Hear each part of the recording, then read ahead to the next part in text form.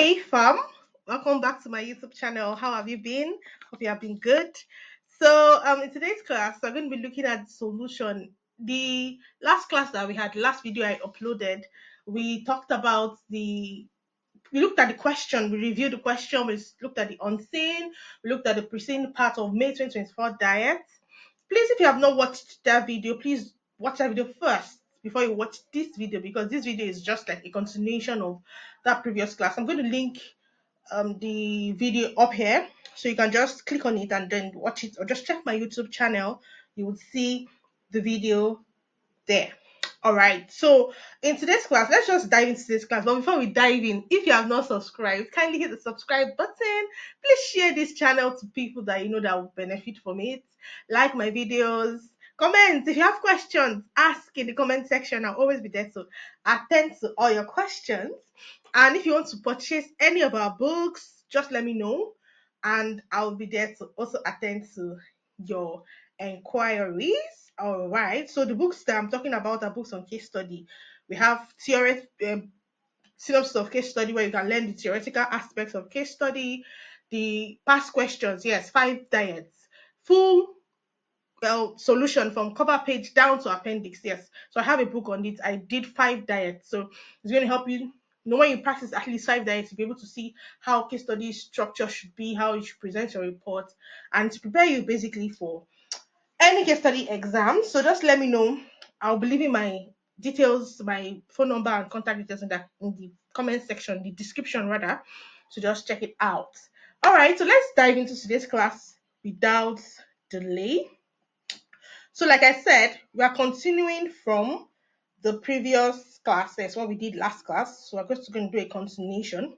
All right, so from last class, we're able to read the unseen, and we looked at our requirements, and we saw that requirement one was what? Evaluation of the 2022 financial statement of Eat Right and Smoothy Chocolatey using the specified ratio. So, they gave us some specified ratios, and were asked to what? Evaluate the 2022 financial statement. So Eat Right and Smoothie Chocolatey, like we saw from the last scan, or from the when we read the unseen, we saw that those two companies are the two companies that Spicy Confectionery Limited is seeking to acquire. They are trying to see which of them they should acquire. So the company requires us to evaluate the financial statements. But then they're telling us that we should specified ratios. So even if you know 101 ratios, wow, beautiful, wonderful. But then in this particular case study, they gave us specific ratios that we should do. So we are going to be working with that ratio or those ratios. And then they asked us to what? To recommend which of the companies they should acquire. So we should recommend which of the companies that they should acquire. So now, first thing we're going to do is evaluate the financial statements. The second thing we're going to do is what? Use those specified ratios to evaluate the financial statement. And after doing that, we'll give recommendations based on the results of those ratios, basically. Now, in this class, we're going to be looking at requirement one alone. So I'm going to upload another video where we'll be looking at requirement two. So let's take it one step at a time, because now the essence of this video, like I said in the previous class, was to, or is rather is to help you to see, okay, what did I do wrong? Because the first step to solving a problem is actually identifying what the problem is actually. Because many people came, oh, I don't know what happened, I don't know what happened, I failed, I don't know what happened. Now this video is going to help you to know what happened. You understand? So that's going to give you a better insight and give you clarity in the next case study, so you wouldn't fall into that problem again. All right, so before we look at the solution of this the report, let's go to the appendix. That's the calculation part. All right, so like we said earlier, we're given information about the financial statement. Yes, the financial statement of Eat Right and Smoothie Chocolatey, and we're told that on the financial statements we're given information, basically notes to the financial statement. We're going to be looking at that first. The notes to the financial statement. All right, so the full financial statements, you can find it in Pathfinder. You can just go online to ICAN, I don't know, is it ICAN.org.ng or thereabouts? Just go to ICAN websites basically, or just type on any Google ICAN May 2024 Pathfinder. So you download it so you can see the full report. I don't want this video to be too long, so we'll not be looking at everything one after the other. So I just cut out some parts that we'll look at. So, but then the notes to the account, we have some like concrete information. Now, one thing about this case study that I will say is that I'm not going to say it's easy, because if I say it's easy, oh yeah, of course, what would she say before? She's an expert. But basically, the twist to this particular case study question was that they gave some clauses, some comma, like we use word, they gave some comma. You understand? So you have to actually be able to assimilate what they're trying to say and then digest it and break it down so that you can actually produce the right information. Yes, the case study was not difficult. Okay, let me take that back. The case study was actually just technical, because this note to the account contained information that would change the entire thing. I used to tell students a lot. Now, the information, the financial statement that you have in your pristine, don't, please and please and please, because a lot of students will say, I have crammed the answers to certain ratios before I entered the examination, or I crammed the answers to certain ratios. When I entered the examination, no, I will not even look at anything. I will just jump, go to appendix, do it, calculate it, and I said, read your unseen properly. Read your unseen properly. Some students say, I'll just drop and start writing. Read it, digest. You have read your pre-seen before, 2 weeks before. You have had time to read and read and read. And read. You don't need to focus on that too much. Jump to your unseen. Read it very well, because some information that will be given to you that would change the entire game. You understand? Like in this particular case study, this notes to the account contain information that basically changed the entire game. You understand? So let's look at it.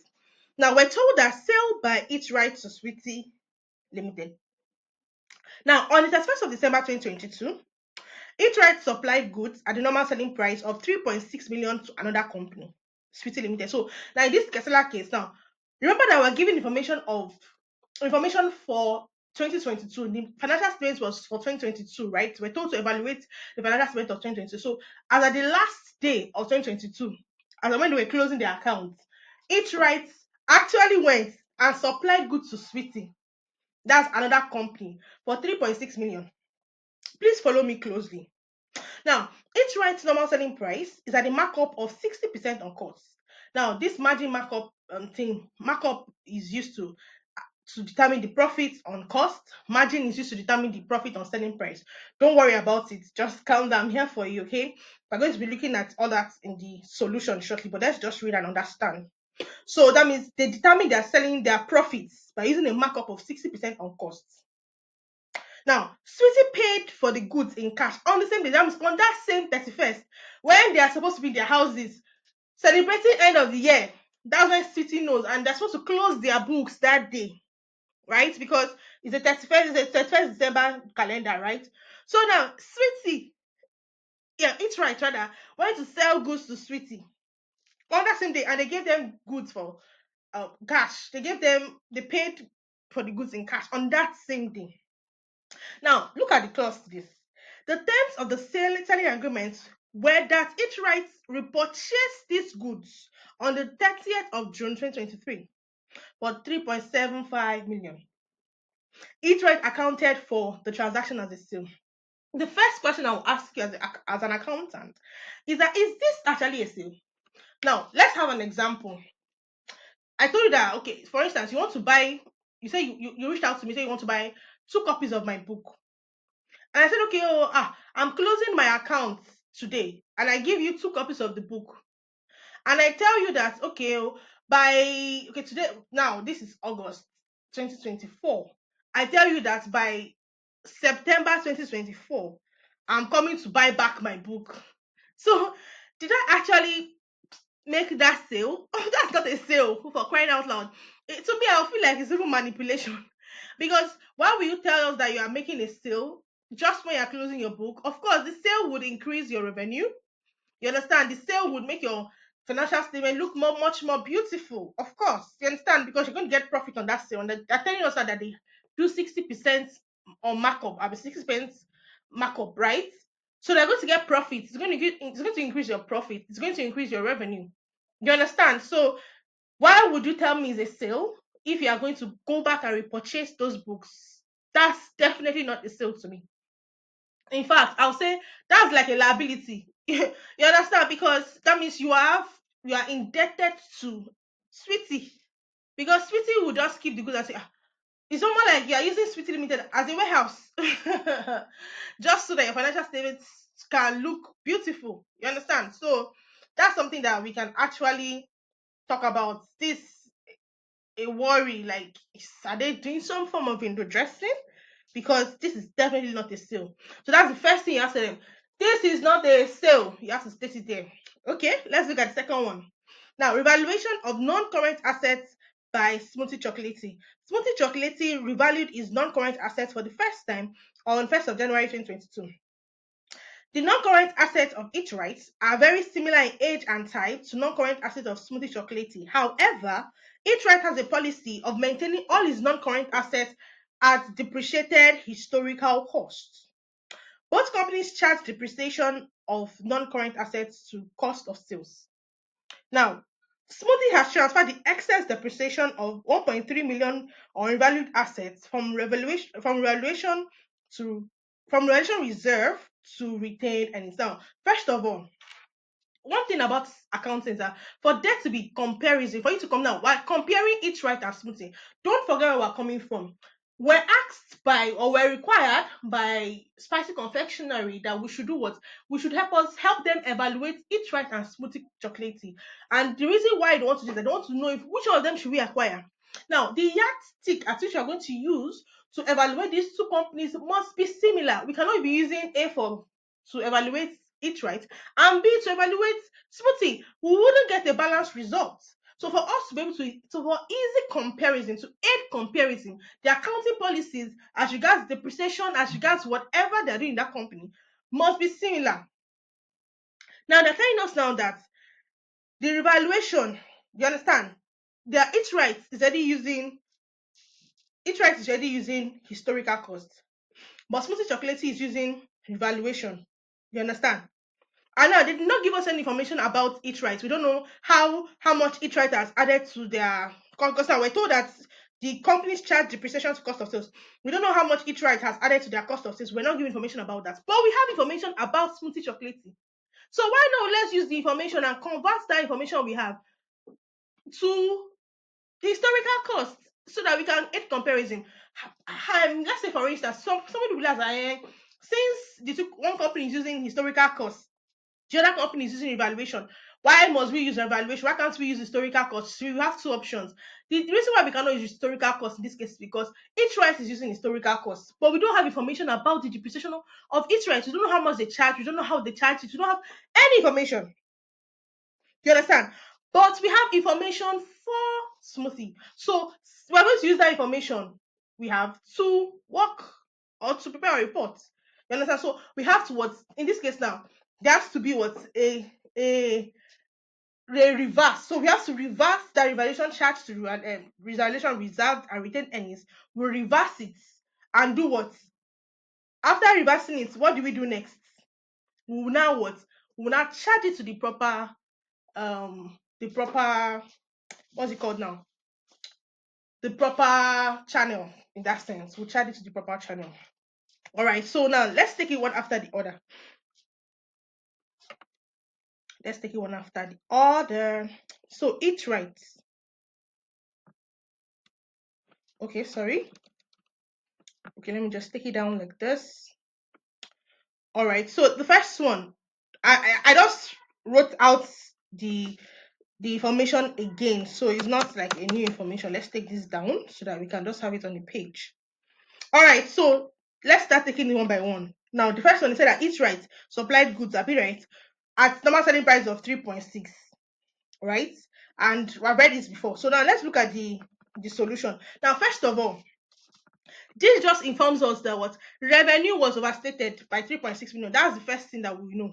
Revenue was definitely overstated by 3.6 million because if you're telling us now that you are going to buy back the goods, then you actually did not make a sale. Yeah, that's not a sale for crying out loud because you are buying back the goods. So you're not supposed to add that into your revenue.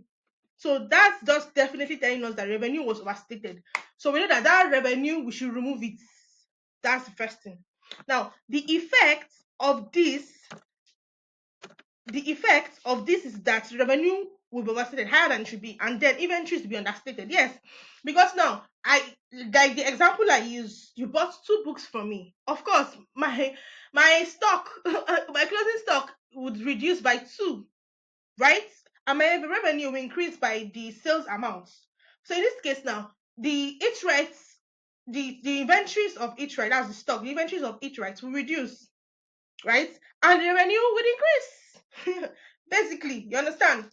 So we have to what? We have to work with that. So you have to correct that because we are reversing this entire transaction because this is not a sale at all. And if you are going to work with the financial statement like that, then we're not working with the correct figures. Now, the fact that it writes was to repurchase the goods on the 30th of June shows that it's actually not a sale but a debt. We can even call this like a loan. It's a debt. Yeah, you have a liability to what? To repurchase the goods. So this is not even a loan. Like this is not even a sales at all. This is like they'll say a problem because now we are owing some people. We have liability to pay back, and it implies that debt will have been understated. So we have to add back the sales figure. So we are going to what? Add back that figure to debt. You understand? That means what? That means what? In this case now, they are more like it's more like we have a debt that we are owing Sweetie Chocolatey. You understand? Because now let me ask you a question. Reason it like this. Let's go back to that my example I used. I told you that you should buy two books from me, right? And I told you that those two books that you're buying from me, I'll come and collect them back at 3.3 million 750,000 3.75 million, right? Now, will you want to drop your money? Of course, you will not drop your money now. Because like City Limited in that sense is just like a warehouse for us. You understand? They're actually not buying the book. They're actually doing us a favor because in this case, we can window dress. We can say, oh, the money is with City. It's just like let me not let me not say that. Some corrupt people, some companies that do corruption, you understand, they'll quickly buy something in somebody else's name in the hope that when they finish, when they are audited, when the auditing process is completed, they will quickly go back and collect the goods. In that sense, now they are not the person is not going to. I'm doing you a favor by helping you to increase your sales and helping you to make your financial statement look more beautiful. I'm doing you a favor, right? So why would I want to drop my money? So definitely, the it's more like let's paint a picture. Although we're not giving this information, but let's paint a picture. It's more like each reference says, Sweetie Limited, please, I beg, please help me, help us. Want to make our financial statement look great. Okay, we'll give you goods, but these goods we're not going to collect it back until 30th of June. So take a check that would multiple because it's right, Sweetie Limited, so they cannot just be doing things for free. I mean now. So think of it like this. So let's say it right now when they say they gave them the goods and they give them a check and say, okay, this check is dated 30 June 2023. Please, we'll buy the goods back from you. So in that sense now, that's like a liability, a loan. You understand? A liability, a debt that we're actually owing. So we actually incurred a debt. I don't know if you get what I'm saying. We actually, but we did not say now. They did not give us the breakdown of information because, of course, they don't want their liability to increase now. Liability is not good, though. It's assets that is good. But then instead of them to now do that as debt, that we have sale that we're owing Sweetie, or they went to go and add it to sales. Can you see these people? That accountant that advised them to do this thing must be very, very smart. Very smart. But we are smarter. That's why we are chartered accountants. So we're going to do what? We're going to go back, remove that thing from sale, and put it back in the right place it should be. That's loan or debt. Because you people actually incurred a debt, not sales. I don't know if you get my story. I'm just trying to break it down so that you understand. Now, the inventories now. So now let's start talking about it now. Inventories now. So there are three things that I want you to look at now. First of all, revenue was overstated, inventories were understated, right? And then the debt was also understated because now revenue was overstated because we added we sorry, excuse pardon me. Revenue was overstated because we added 3.6 million to revenue. Inventories were understated because we reduced our inventory by saying, oh yes, we actually sold inventory. And debt was understated because we did not record it in debt. Meanwhile, it's a debt. You understand? So now we have those are three things we are going to work with. But now 3.6 million is the sales figure. But mind you, don't forget IS2. That's I tell you that that's why I used to tell you always that everything you are learning, every level is important. Every course is important. Now, this is case study, but we're going to be using IS2 now. What's IS2? Inventory. And don't forget that inventories are valued at lower of costs or net realizable value. I don't know if you can remember this. Lower of cost or net realizable value. So now, inventories are either cost or net realizable value. They're not ever measured at selling price. So that 3.6 million, we have to convert it to cost. See, I know that this is getting complicated. I did not know this. I did not know this. No problem. That's why I said that. Calm down in your own scene. Calm down. Read it. Read it. Read it. Just chill. Read it very, very well. Read it very, very well. Okay. All right. So we're going to be looking at that. So now this 3.6 million, we have to adjust it. You understand? So now because it's actually not 3.6 million that we are going to record in inventory is the cost value. So for the first thing, now the first thing, no, we said that selling price, the revenue was overstated by 6 million, 3.6 million rather. So we deduct it. So this is the first step. So step one, we deduct that inventory. We deduct it. That's step one. You understand? We are going to deduct it. 3.6 million, right? So step two, we said what?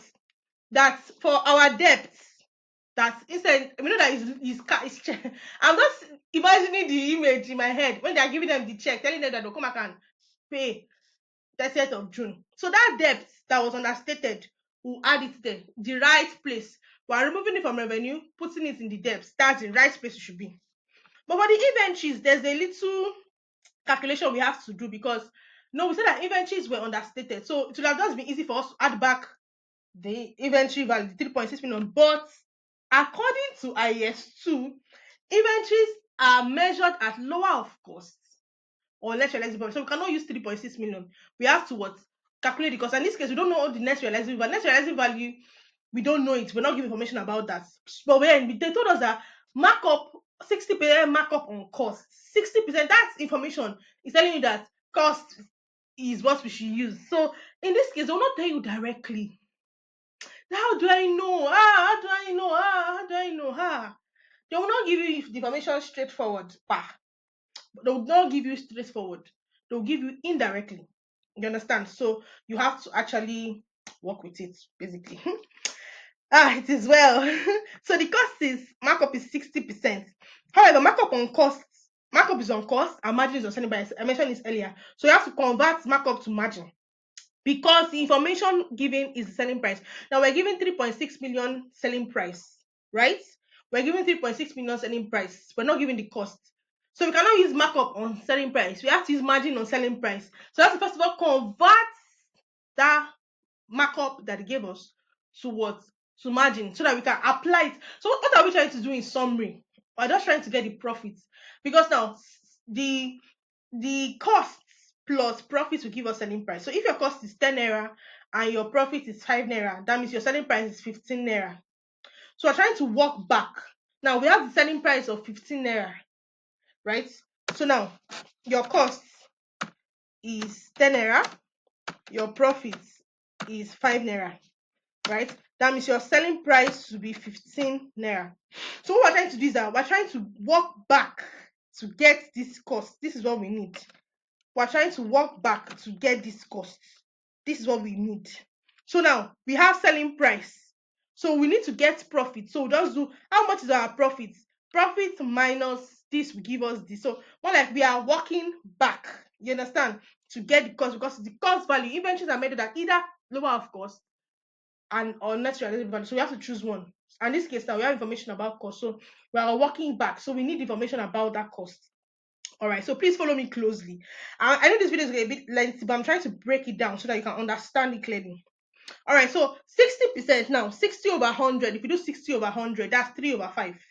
60 over 100, that's 3 over 5. You understand? 60 over 100, that's 3 over 5. So now, to convert markup to margin, this is how you convert markup to margin. Let me italize this. All right, so margin is what? three now 60% is 3/5, right? So that means the markup is 3/5. So to get margin, we'll add this numerator down. I feel like you should be able to know how to convert markup to margin in dots. Should I create a video on it? Well, if you want me to create a video on how to convert markup to margin, down in the comment section, probably I will just probably do something about it. But converting markup and margin is definitely not a major topic in case study, but you need information about it. But if you want, probably if you are not really sure about how to convert it, you can just let me know in the comment section. I can actually create a video and post. But let me know if people actually need it. If people don't actually need it, why disturb ourselves, since it's not really in case study syllabus. All right, so we convert to 3/8. Then 3/8 is also what, 37.5. So that means what, the margin is 37.5%. So now that means what, and this is margin is what, profit, the profit on selling price, right? So we can easily just get the profits. So since we know that our selling price is 3.6 million, so we have 37.5% of 3.6 million. That means our profit is what, 1.73. So what did we do now? We calculated the profits. So we need the profits. Actually, the reason why we need the profit is that we need to do selling price minus profit to get costs, right? Selling price minus profit to get costs. Just like we said here in this case. Now, in this case now, costs plus profits is equals to selling price. I mean, now remember making the subject of formula, right? So we're looking for cost. Now, if you want to make cost the subject of formula, it to be selling price, or let's say cost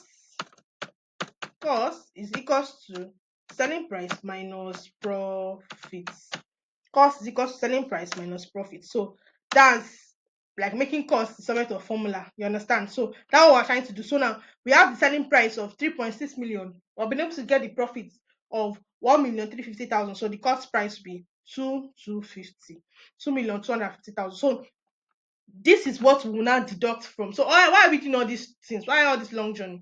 Because we cannot deduct 3.6 million from inventories, because inventories are not measured at selling price. They're either cost or net realizable value. So we deduct this 2,250,000 from inventory. So now, in summary, revenue was overstated. So we deduct the revenue, the sales value from revenue, 3.6 million. Inventories were understated. So we deduct, they were understated. So we add back the inventories of 2,250,000. I think I've explained that clearly.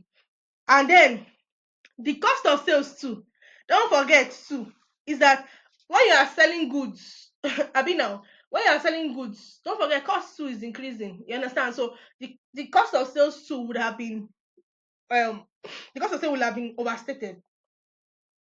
You understand? The cost of sales would have been overstated. That means we have added too much to cost of sales, because we did not make the sale. The 3.6 million was not a sale. So why will you say that you incurred extra costs for what you did not actually sell? So the cost of sale, you are just adding costs that you did not actually incur. So it was overstated. So we have to deduct that cost. I know man, it's cost, it's not selling price. So that's another reason why we needed that cost price. You understand? Now the profit elements now.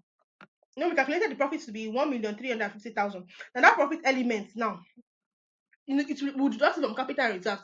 Remember that the profit after tax is transferred to retained earnings. Hope you know that, right? The profit after tax is transferred to retained earnings. So we actually have to deduct that, because we need, no matter we're doing ratios. I remember that one of our ratio that we're doing is capital employed. You remember we looked at that in our previous class, our last class, where we are looking at the unseen. So we need capital and reserves.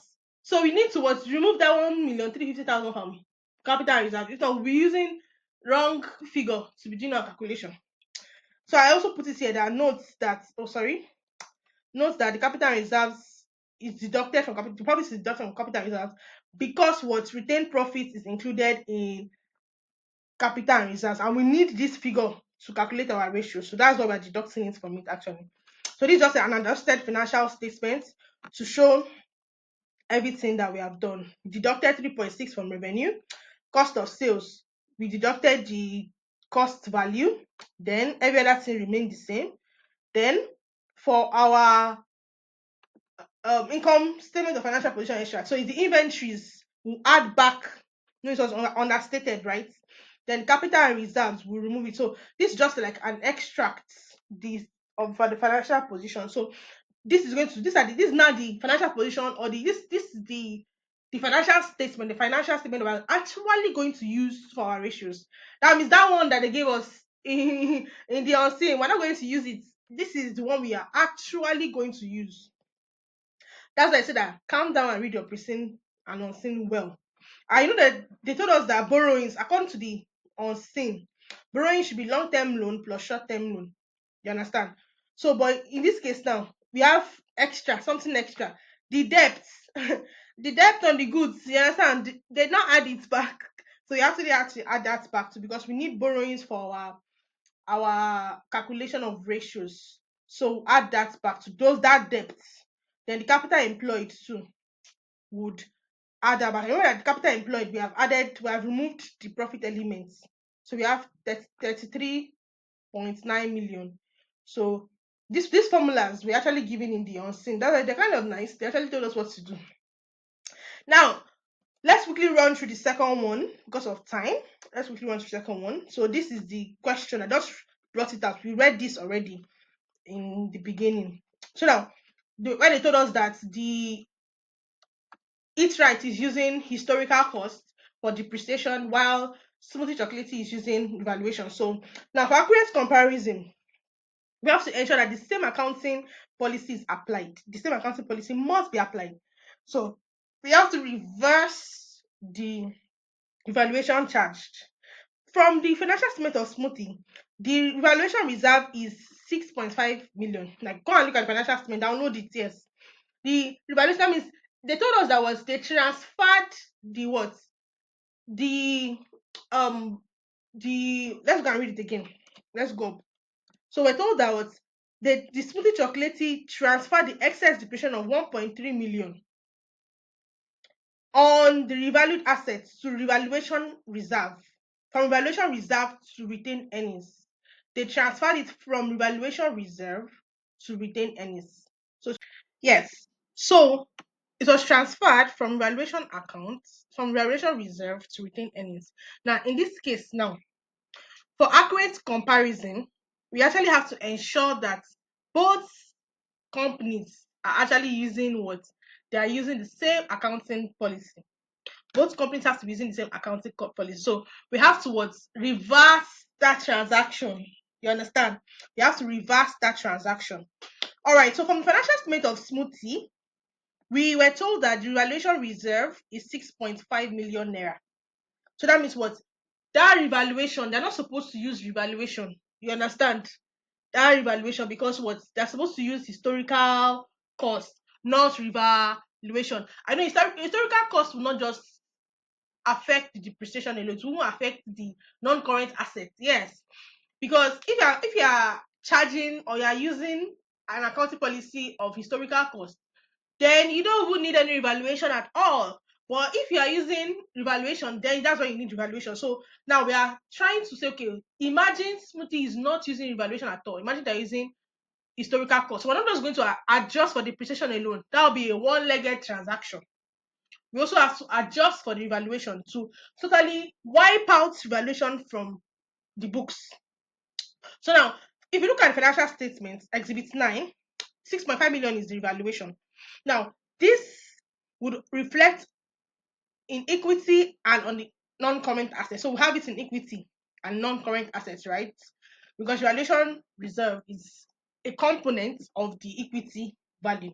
So now we'll remove it totally. That 6.5 million from revaluation, remove it. 6.5 billion from non-current assets, remove it. Remember that we're trying to assume revaluation is not even existing. Now for the depreciation, now that's the first leg of the transaction. Now for the second leg of the transaction, the excess depreciation of 1.3 million. Now in this case now, remember that this was charged to cost of sales and retained earnings, right? So we'll remove it as well. We'll remove it as well. Now let's go back to the information that we're giving, the notes to the accounts.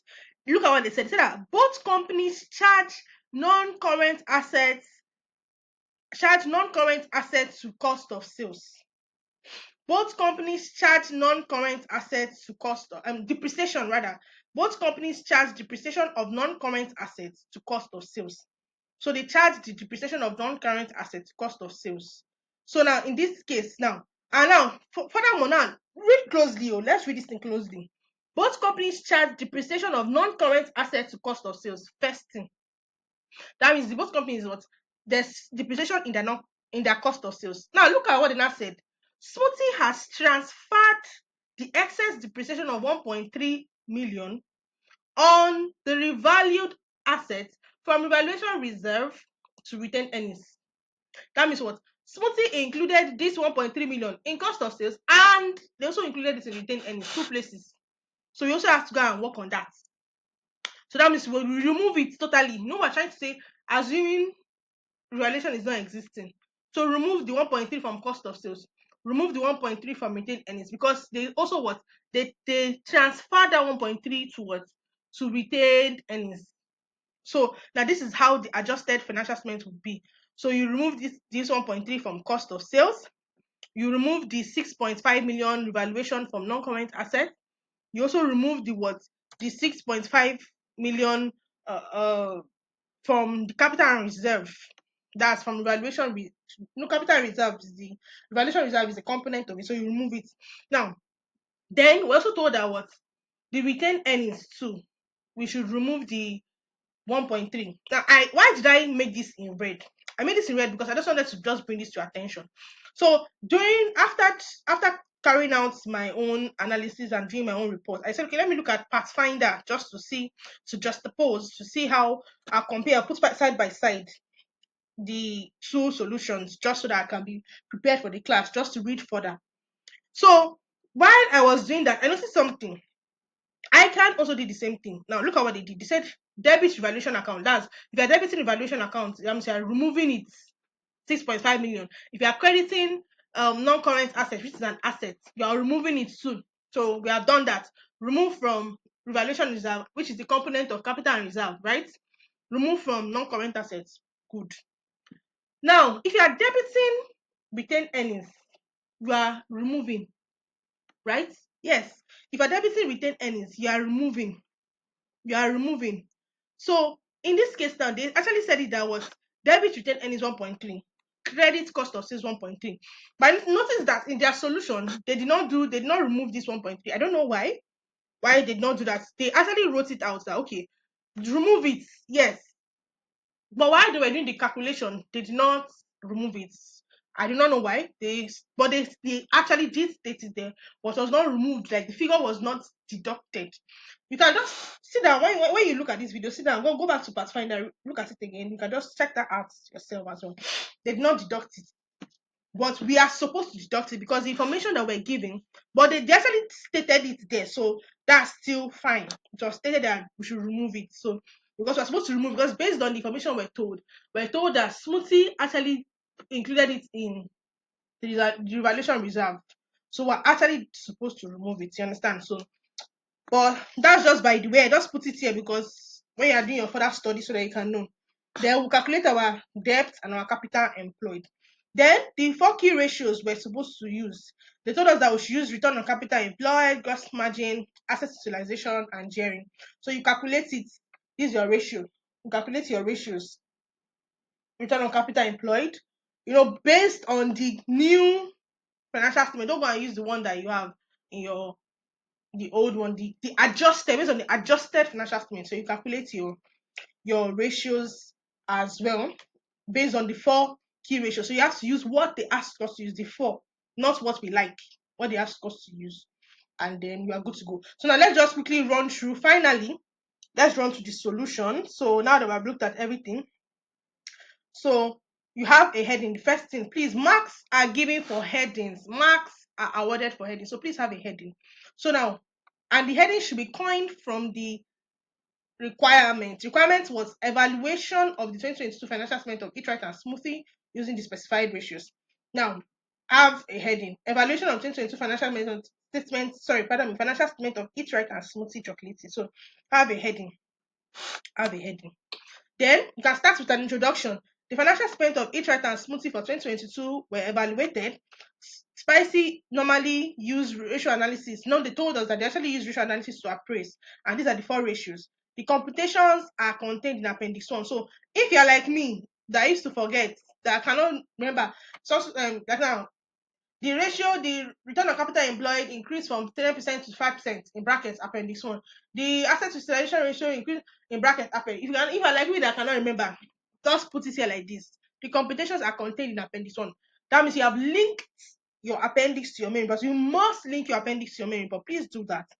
Then the notes to the financials, this is just like giving a little information before we start.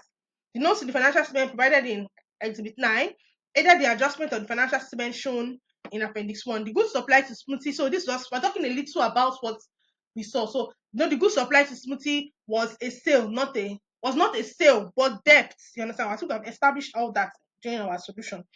And the selling argument was that they will purchase. So this is just everything. The sales was overstated, the inventories were understated, cost of sales were overstated. We've talked about all this. So they're just giving information of on what actually happened. You understand? Now you talk a little about Smoothie Chocolatey too.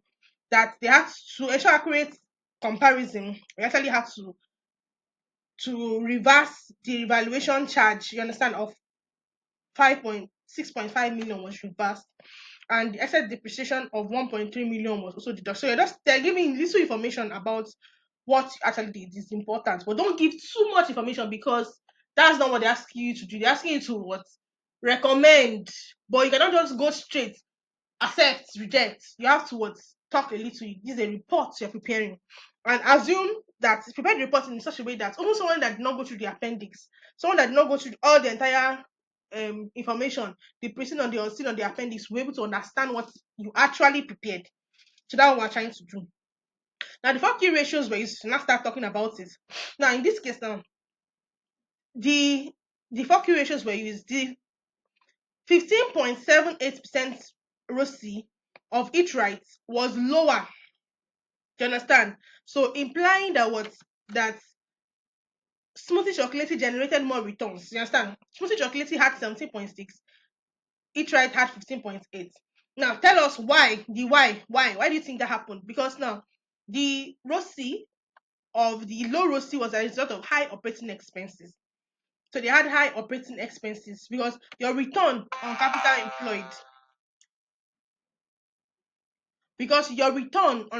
employed, is basically dependent on, your profits. You understand? But if you have high expenses, then your profits will be affected. So that's what actually happened to Eat Right. In contrast, Eat Right generated higher gross profit margin. So that down gross margin was higher because the gross margin of Eat Right was 38.26 and Smoothie was 31.8. So even though they had low ROCE, they had higher gross profit margin. Then looking at the asset utilization ratio as well. Now, it was observed that each right is utilizing its assets more. Why? Because what, the asset utilization was 2.16 times as compared to Smoothie of 2.07 times. You understand? So that means they're using their assets more, that they're using their assets to generate more returns. You understand? So the first one, ROCE, in terms of ROCE now, ROCE, who had higher?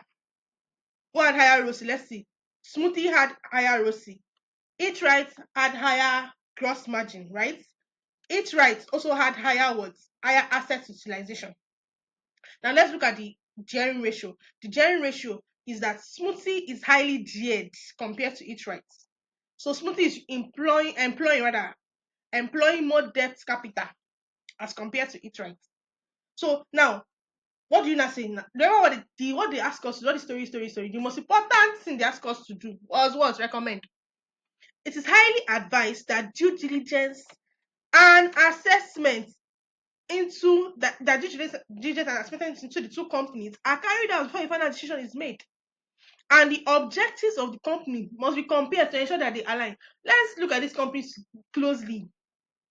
In addition, the authenticity of the financial statements of both companies should be evaluated to ensure that no window dressing or manipulations were made to make them attractive. Because now, we're seeing that that it's right now. What we are seeing, we're not really sure. You understand? So you people go and carry out more work. You're not yet done. Look very well. Apart from financial statement, your objectives, because this company you want to acquire cannot be saying we are going to Zamfara and you are saying you are going to Port Harcourt, you people are not aligned. There has to be an alignment of objectives. So now, conclusion: the high operating expense is the one eroding the ROCE and making it unattractive. In the same vein too, smoothie too, fine, you're saying it right. So you have high expenses, you're unattractive. Smoothie too is also having high gearing problem. The problem, the debt is too much. Tomorrow we let debtors not come and close down our company. This further proves that a proper due diligence is made because the two companies have comma. This one expense is so high. This one liability debt is so high. You understand? So this further proves that they need to actually do proper due diligence before a final decision is made. Now, each right can be considered if cost control measures are put in place to manage. So this is the clause we're telling them. No problem. The recommendation we're giving is that each right, some of them have their own comma.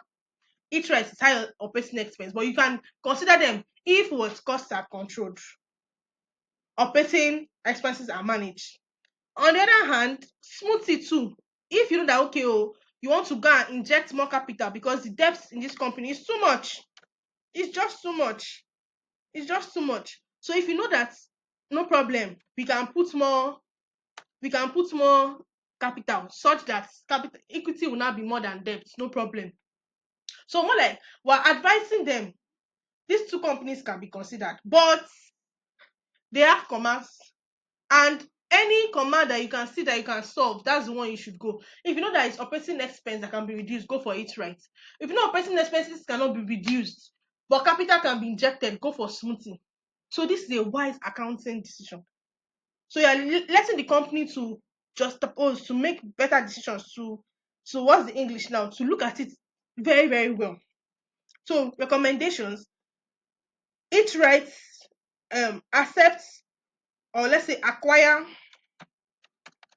each right if cost control measures can be adopted to reduce operating expenses. Acquire smoothie chocolatey if additional capital can be injected. Carry out due diligence. So that's just the recommendation. So basically, that's all about requirements one. So I'm going to be stopping this video here. I'm going to be ending today's class here. Please, if you have not subscribed, kindly hit the subscribe button, share. If you have any question, let me know in the comment section. I'll be there to attend to your questions. And I'll be seeing you in our next class where we'll be looking at requirements two. So in our next class, we're going to be looking at requirements two. And then I'll be showing you in subsequently I'll be showing you the full report, how it should look, how it should be from cover page to appendix. So if you have not turned on your notification bell, please turn that on so that when I keep dropping updates, when I keep dropping videos, you get updates of all my new videos. All right, so I'll see you in our next class where we'll be doing requirements too. Bye.